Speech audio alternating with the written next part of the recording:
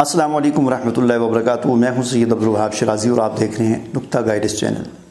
جادو نگری اور جنات و عملیات کی دنیا ویڈیوز کا یہ سلسلہ ہمارا جاری ہے اور اس سلسلے کی ایک اور اہم ویڈیو لے کر آپ کے سامنے حاضر ہوا ہوں۔ ناظرین، گزشتہ ویڈیو میں نے آپ کو کچھ ایسی علامات اور نشانیاں بتائی تھیں کہ جن کے ذریعے آپ عامل کو پہچان سکتے ہیں کہ آیا یہ عامل اور معالج صحیح معالج ہے یا نہیں ہے۔ اس طریقے سے ان علامات اور ان نشانیوں کو آپ اچھی طریقے سے پچھلی ویڈیو اگر آپ نے نہیں دیکھی تو اس کو دیکھ کر ان کو ذہن نشین کر لیں، اور ان علامات اور نشانیوں کو آپ جس معالج اور عامل میں پائیں تو اس سے اپنے آپ کو بچا کے رکھیں، کیونکہ وہ معالج بے شک خود اپنی ذات کے اعتبار سے باشرہ انسان لگتا ہو، لیکن اس کا طریقہ علاج جو ہے وہ غلط ہے۔ غلط طریقہ علاج سے یا غیر شرعی طریقہ علاج سے علاج کروانے سے کیا نقصان ہوتا ہے اور اس کی ممانعت احادیث میں ہمیں ملتی ہے، اس پر ہم آج کی اس ویڈیو میں بات کریں گے۔ سب سے پہلی بات تو یہ یاد رکھیں کہ قرآن و حدیث کے مطابق جادو کرنا یا جادو کروانا، جادو سیکھنا یا جادو سکھانا یہ سب حرام ہے۔ اسی طریقے سے جادوگروں اور شعبدہ بازوں کے پاس جا کر غیر شرعی طریقے سے علاج کروانا بھی حرام ہے، ناجائز ہے، ٹھیک ہے۔ حضور نبی کریم صلی اللہ علیہ وسلم نے ارشاد فرمایا، لیس منا من تطیر او تطیر له او تکہن او تکہن له او سحر او سحر له ومن اتى کاہنا فصدقه بما یقول فقد کفر بما انزل علی محمد صلی اللہ علیہ وسلم۔ حضور نبی کریم صلی اللہ علیہ وسلم نے ارشاد فرمایا کہ وہ شخص ہم میں سے نہیں ہے کہ جو فال لے یا اس کے لیے فال لے جائے، یعنی جو فال نکالے یا اس کے لیے فال نکالی جائے، وہ شخص ہم میں سے نہیں ہے۔ فال کیا چیز ہوتی ہے؟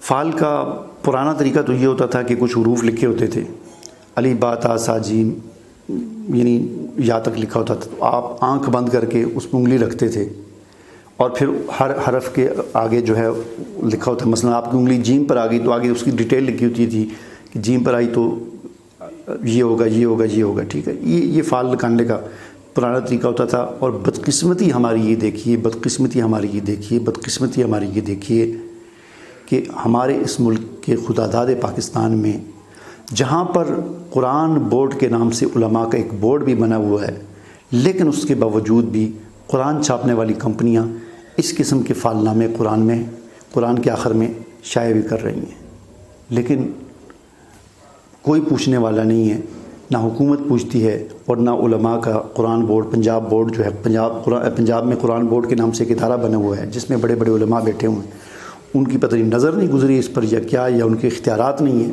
لیکن یہ چیزیں فال وغیرہ قرآن کے اندر شامل کر کے لوگوں کے گھروں میں پہنچائے جا رہے ہیں، جن کی نفی خود قرآن بھی کرتا ہے اور جن کی نفی احادیث بھی کرتی ہیں۔ تو حضور نبی کریم صلی اللہ علیہ وسلم نے فرمایا کہ وہ شخص ہم میں سے نہیں ہے جو فال نکالے یا اس کے لیے فال نکالی جائے، اور آگے فرمایا او تکہن او تکہن لہو، جو کاہن بنے یا اس کے لیے کہانت کی جائے۔ مطلب کیا ہے؟ خود کاہن بنے وہ بھی ہم میں سے نہیں ہے، کاہن بھی ہم میں سے نہیں ہے، اور جو کاہن کے پاس جائے وہ بھی ہم میں سے نہیں ہے۔ کاہن کیا چیز ہوتی ہے؟ کاہن وہ ہوتے ہیں جو غیب کی خبریں بتانے والے، ٹھیک ہے نا، یا یوں کہہ لیں کہ حساب کرنے والے، جو کہتے ہیں جی ہم حساب کر کے بتائیں گے کہ آپ کے ساتھ کیا مسئلہ ہے۔ اب مجھے بھی لوگ کالیں آتی رہتی ہیں، میسیجز آتے رہتے ہیں، جی السلام علیکم جی، میرا نام یہ ہے، میری والدہ کا نام یہ ہے، حساب کر کے بتائیں میرے ساتھ کیا مسئلہ ہے۔ کال کہاں سے آ رہی ہے؟ جی جرمنی سے، انگلینڈ سے، کینیڈا سے، میں یہاں اسلام آباد میں بیٹھا ہوں۔ اب میں نے نہ اس بندے کو دیکھا، نہ میرے کوئی تعلق، نہ واسطہ، نہ کوئی جان پہچان، مجھے کیا پتہ، میں کیسے بتا سکتا ہوں آپ کے بارے میں کوئی غیب تو نہیں جانتا۔ تو اس قسم کے لوگ چونکہ معاشرے کے اندر موجود ہیں، کہانت کرتے ہیں، حساب کرتے ہیں، من گڑت قسم کے، ایک دھندا بنایا ہوا ہے، ایک ڈھنگ بنایا ہوا ہے لوٹ مار کا اور لوگوں کو غلط راستے پر چلانے کا، شیطانی قسم کے یہ لوگ ہوتے ہیں۔ تو فرمایا کہ وہ شخص ہم میں سے نہیں ہے جو کاہن ہے یا اس کاہن کے پاس گیا، اور آگے فرمایا کہ وہ شخص بھی ہم میں سے نہیں ہے جو جادو کرے یا اس کے لیے جادو کیا جائے، اور وہ شخص کہ جو کسی کاہن کے پاس آیا اور پھر اس نے اس سے کوئی سوال کیا، مثلا اس نے کہا کہ مجھے بتاؤ میرے ساتھ کیا مسئلہ ہے، اور پھر اس کاہن نے اس کو بتایا کہ تمہارے ساتھ ہاں جی یعنی کہانت کا یا وہ جو ان کے غیر شرعی اور طریقے ہوتے ہیں، یا اس نے کوئی غیب کا سوال کیا اور اس کاہن نے اس کا جواب دیا اور اس سوال کرنے والے نے اس کی تصدیق کر دی، اس کی بات کی مان لیا اس کو، تو حضور نبی کریم صلی اللہ علیہ وسلم فرماتے ہیں کہ فقد کفر بما انزل علی محمد، اس نے اس دین کا انکار کر دیا جو محمد صلی اللہ علیہ وسلم پر نازل ہوا تھا۔ کتنی بڑی بات ہے، گویا کہ وہ کافر ہو گیا، اس دین کا ہی وہ منکر ہو گیا جو محمد صلی اللہ علیہ وسلم پر نازل ہوا تھا۔ لہٰذا ان چیزوں سے اپنے آپ کو بچائیں۔ یہ غیر شرعی طریقہ علاج ہیں کہ آپ کسی سے پوچھیں کہ میرے ساتھ کیا مسئلہ ہے، حساب کرو، میرا نام یہ ہے، میری والدہ کا نام یہ ہے، یا اپنا کپڑا لا کر دیں، قمیض لا کر دیں۔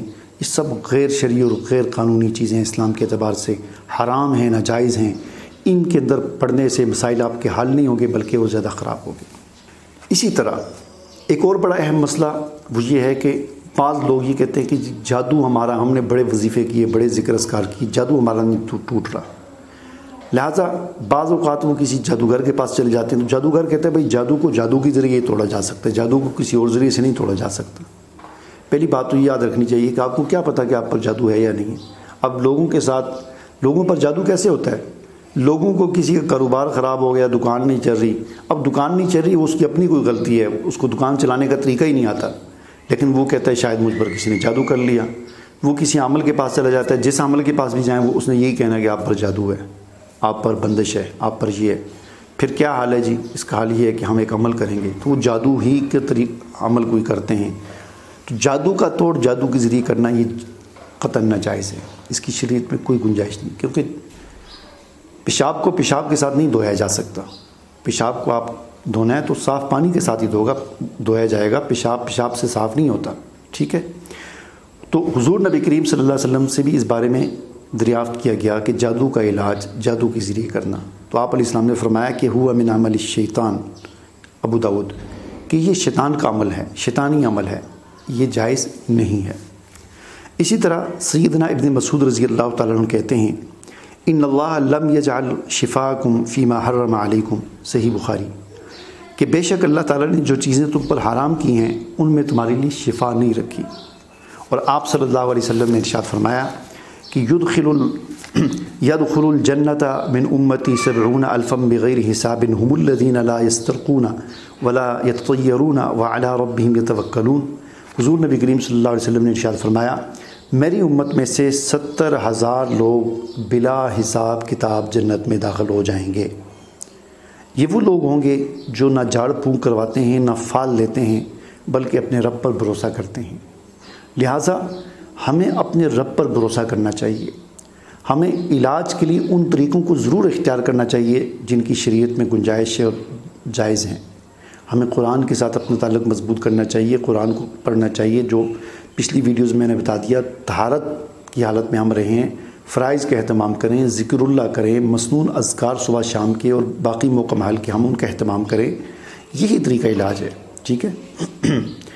اس کے علاوہ غیر شرعی طریقہ علاج کی طرف جانا اور اللہ کی ذات پر بھروسہ نہ کرنا یہ بڑی خطرناک بات ہے۔ حضور نبی کریم صلی اللہ علیہ وسلم نے کتنی بڑی خوشخبری سنا دی کہ جو اللہ پر بھروسہ کرتا ہے اور اللہ پر توکل کرتا ہے اور یہ فال نکالنا اور ان چیزوں کے بیچ میں نہیں پڑتا، اپنی جو اس پر زندگی میں مشکلات ہیں ان کو سہتا ہے، برداشت کرتا ہے، صبر کرتا ہے اور شریعت کے دائرے میں رہتے ہوئے علاج کرتا ہے، تو بغیر حساب کہ وہ جنت میں داخل ہوگا۔ کتنی بڑی خوشخبری! تو علاج ہمیں ضرور کروانا چاہیے۔ ہمیں یہ بھی تلاش کرنا چاہیے کہ اگر ہم پر جادو ہوا ہے تو ظاہر ہے وہ کہیں رکھا ہوا ہے، کسی کوئی تعویذ ہے یا کسی بھی شکل میں، اس کو ہم تلاش کرنے کی کوشش کریں۔ اس کو تلاش کرنے کا طریقہ یہ ہے کہ ہم اللہ تعالیٰ سے دعا کریں، عشاء کی نماز کے بعد 2 رکعت نماز صلاۃ حاجت پڑھیں، روزانہ کا اپنا معمول بنائیں، اور اس کے بعد آپ گڑ گڑا کر اللہ تعالیٰ سے دعا کریں، اللہ میرا یہ مسئلہ ہے، میری یہ حاجت ہے، میری یہ پریشانی ہے، میری یہ مشکل ہے، تو اس کو حل فرما، اس کو تو حل فرما۔ روزانہ آپ 2 رکعت صلاۃ حاجت پڑھ کے، نفل 2 رکعت صلاۃ حاجت پڑھ کے اللہ سے گڑ گڑا کر دعا کریں، اور امید رکھیں کہ انشاءاللہ اللہ تعالیٰ آپ کو خواب کے اندر یہ دکھا دے گا۔ اگر خواب کے اندر نہ دکھائے تو ویسے ہی اللہ کو یہ ذریعہ بنا دے گا کہ کہ آپ پر اگر کوئی جادو ہوا ہے، بالفرض اگر ہے تو وہ آپ کو نظر آ جائے گا، کہیں رکھا ہوا گھر میں ہے، مل جائے گا آپ کو، اور آپ اسے تلف کریں گے اور اس کے ساتھ ضائع ہو جائیں گے۔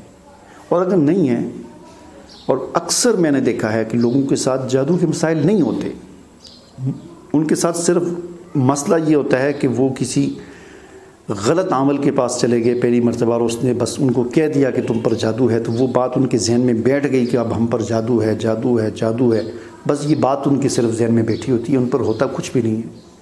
مسئلہ صرف یہ ہوتا ہے کہ وہ دین پر عمل نہیں کر رہے ہوتے، دین کے جو راستہ ہے اس پر نہیں چل رہے ہوتے، اور ویسے بھی پریشانیاں، آزمائشیں تو انسان کی زندگی کا حصہ ہیں۔ کیا حضرت بلال رضی اللہ تعالیٰ عنہ یا دیگر صحابہ کرام جو خود حضور اقدس صلی اللہ علیہ وسلم کی زندگی میں کتنی پریشانیاں آئیں، مشکلات آئیں اور معاشی مسائل آئے، پیٹ پر پتھر کیوں باندھے؟ اس لیے باندھے کہ کھانے کے لیے کچھ نہیں تھا۔ تو کیا ان لوگوں نے یہ سمجھا کہ ہم پر کوئی جادو کر دیا کسی نے؟ نہیں، انہوں نے یہ سمجھا کہ اللہ کی طرف سے آزمائش ہے اور ہم نے صبر کے ذریعے اس آزمائش سے باہر نکلنا ہے۔ ٹھیک ہے، تو ان چیزوں کا ہمیں خیال رکھنا چاہیے۔ مجھے اجازت دیجیے، اللہ حافظ۔